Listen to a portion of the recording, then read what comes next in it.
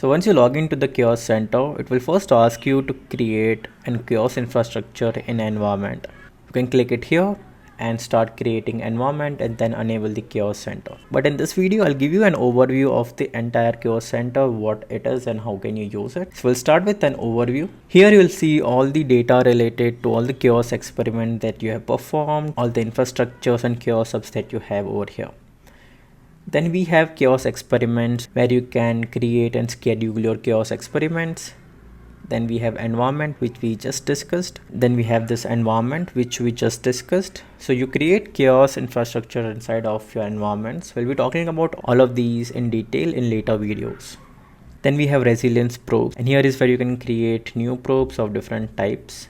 Then we have Chaos hub, which are basically the templates of different type of experiments and faults. Litmus also provides you a teaming feature where you can invite your team and assign different roles or permissions based on whatever your requirements are for different members. If you want to use Git as a single source of truth instead of Mongo, you can opt for a GitOps model. You can choose if you want to run it locally in Litmus, or you can go with the remote repository where you need to add the URL, branch and the access token or SSH key.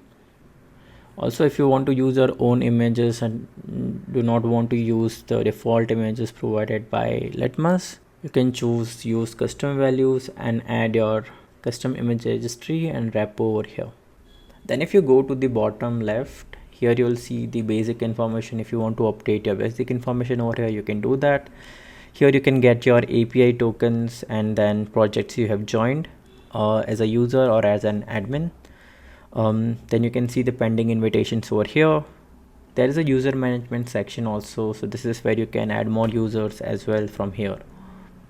Let's go to overview, and if you go to the projects, here is where you will see all the projects that you created in the Chaos Center, and then you can visit all the projects from here as well, like this.